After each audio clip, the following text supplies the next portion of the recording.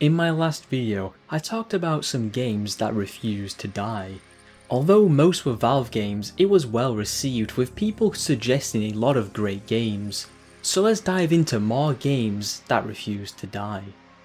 To start off, what about a game that started a whole genre? Doom. Releasing on the 10th of December 1993, this game paved the path for first-person shooters with its awesome art style and fun gameplay, with it selling roughly 3.5 million copies. The game itself was really fun to play with its simple but good level design, with maps ranging from many different styles to some being quite compact and some being wide with a lot of verticality. The main selling point of this game is the weapons, and oh boy, they do not disappoint. With the weapons feeling so satisfying to use, especially the BFG, the shotgun and the chainsaw, with how they shred enemies, just leaving chunks of flesh and blood scattered over the floor. That isn't to say the other weapons are bad, it's just that those three weapons are just really satisfying to use. The graphics in the game are insane, with most looking like a facility, with the outside world portraying hell, with the mob types also reinforcing that feeling. One feature I love about this game is the gore system. It adds so much depth. Let's say you killed an enemy and they just vanished. It wouldn't have the same impact as slowly watching an enemy decompose right in front of your eyes. What has made this game last? Well, it comes down to a few factors at play. Firstly, the game has gotten a decent speedrunning scene with over 7,000 runs submitted and 800 players. Another factor is custom Doom maps that can be found on forums like doomworld.com, which is a great place to talk about everything Doom related and share maps, with one map creating waves everywhere with how different it is. That map was myhouse.wad, which blew up all over the internet with how unique it was and how perplexing the map design is that hasn't been seen in the game before, as well as some tricks like doors overlapping on surfaces, which isn't possible as everything needs to be laid out flat, but in this mod they use a trick to make it look like it overlaps when it still abides by Doom's rules, and uses well placed teleporters to make it look like it overlaps in the first place. This map is highly worth playing. There are so many details that I can't put into this video as it will take hours to explain, so please check out Pyrocynical's video Do Not Use This File that gives a great overview on this map. However, the main factor is that Doom was originally a free game, classed under shareware, only having the first 9 episodes of the game, which worked wonders as over 1 million people downloaded the game for free to try it out, and hopefully purchased a physical copy of the game. Borderlands 2 is a first-person role-playing game that released on 18th of September 2012, that still averages around 3,500 concurrent players, which rivals the series' latest releases, that being Borderlands 3 and Tiny Tina's Wonderlands.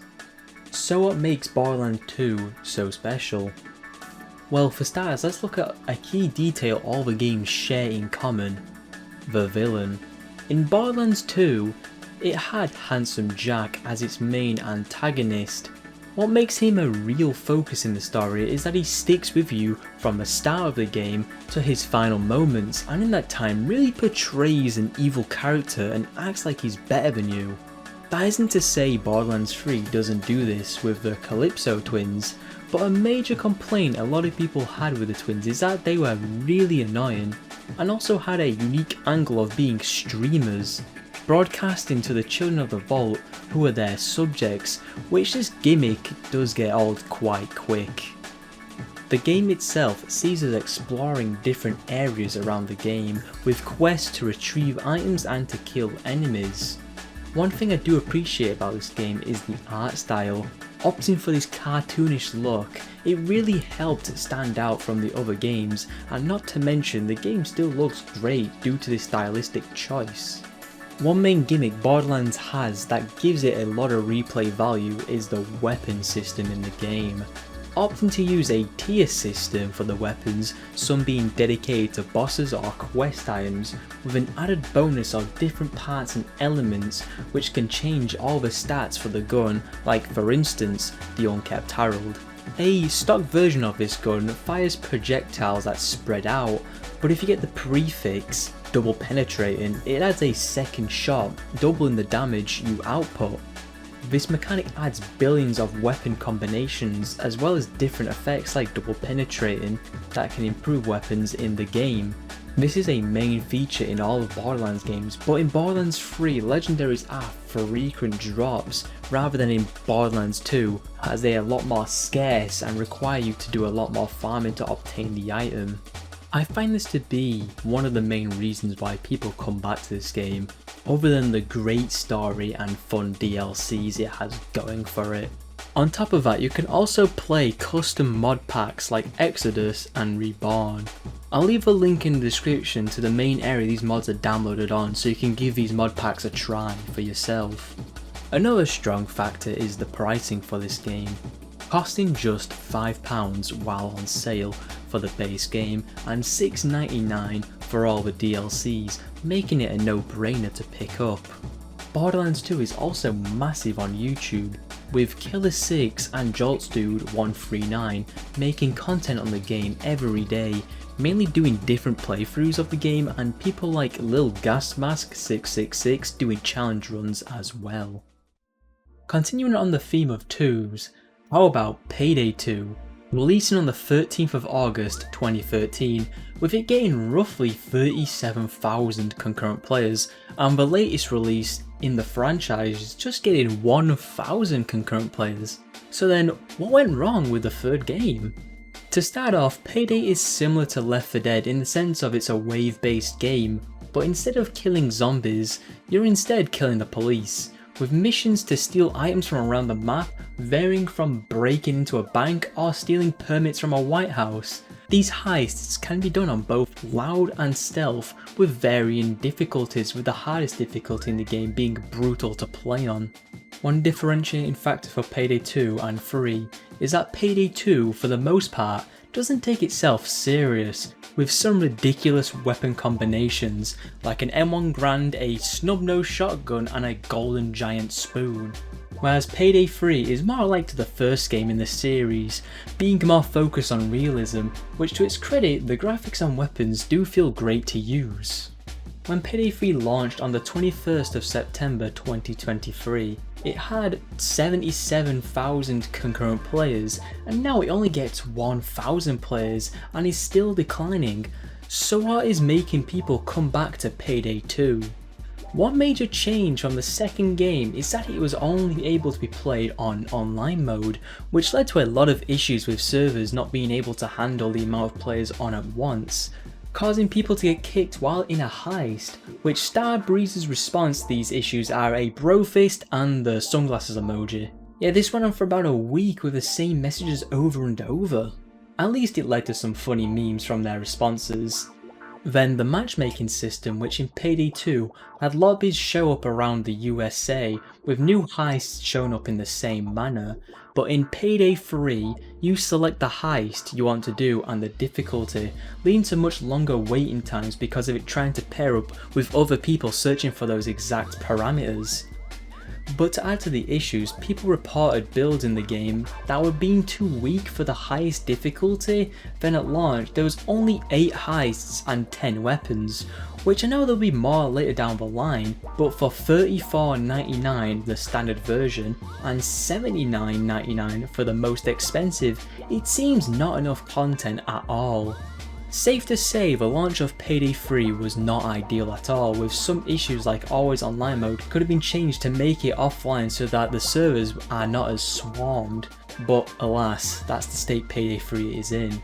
A big factor of Payday 2's player count can come from the fact Overkill decided to give away 5 million copies of this game on Steam in 2017, and even with that you can realistically find the game for around 70 pence, or £2.12 on Steam, which for the amount of heists in the game and weapons I find this to be a very reasonable price to pay for it. Super Smash Bros. Melee has managed to beat the odds even with it being released on the 21st of November 2001.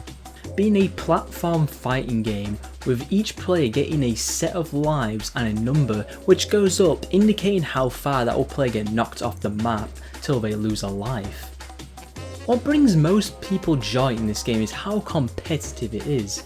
Before loading into a match, you have to choose your character, with each character having different attacks based on the character in question, like for instance Bowser, who can breathe fire and use his claws, but apparently he's a trash character that people only play for jokes.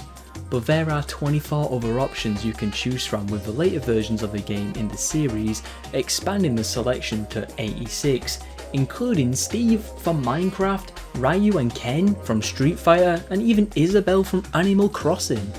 Speaking of competition, this game series has a large tournament scene for quite some time, with a sizable prize pool and a lot of participants each year, with even one hosted by Ludwig, who used to be a commentator for Smash Melee tournaments.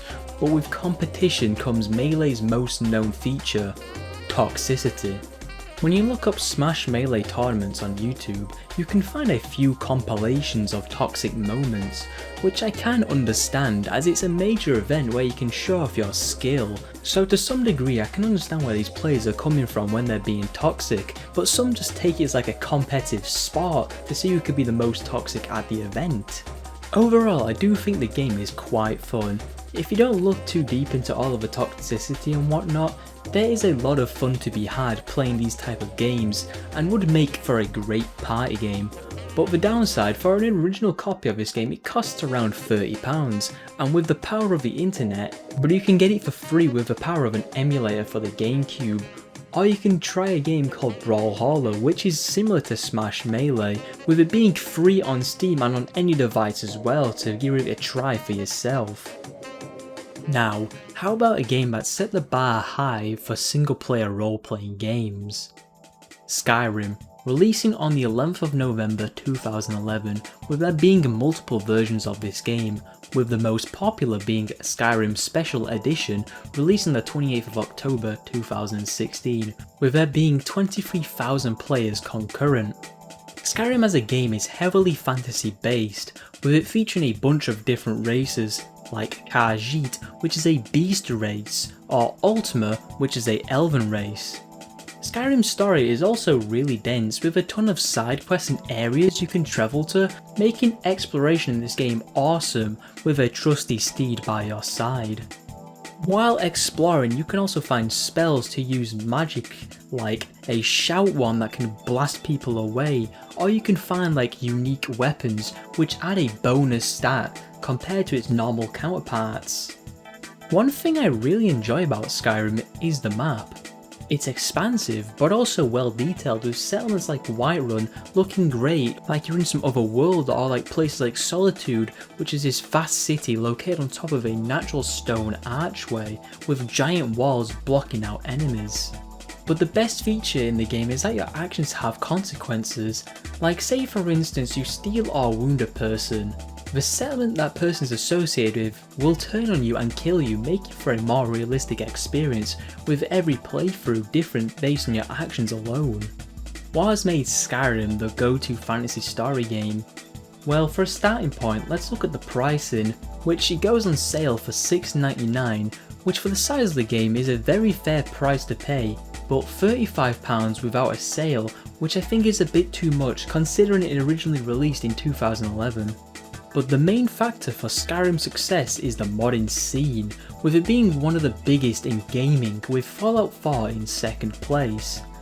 Most of the mods in the game are utility based and patches because it's a Bethesda game, so bugs are expected. But other than that, there is so much content, like stuff that alters your characters in game, how about new weapons, or even able to play the game in co-op mode with friends who own the game. That is such a cool mod for any game, to be able to turn it from single player only to multiplayer with friends. That is awesome. There are so many mods for this game that it would take ages for me to list everything, so please check out websites like Nexus Mods, which are the main go-to platform for modders and players alike to alter their gaming experience. There is also the Creation Club in Skyrim that makes users pay for mods, but you can find free counterparts, making the creation club redundant, and it's a feature of the game not many people are happy about. I do like the idea behind it, with modders being able to get a cut of the money, but the execution was not done properly, making people just don't like it at all. If you have any more suggestions, feel free to leave them down in the comments, as I appreciate everyone leaving their own favourite game and hearing stories from your time playing them. Feel free to check out my Discord if you wish to talk more about games, and also check out my join page if you wish to support the content I make. Feel free to like and subscribe as well, it also helps a ton, and with that being said, I'll see you some other time.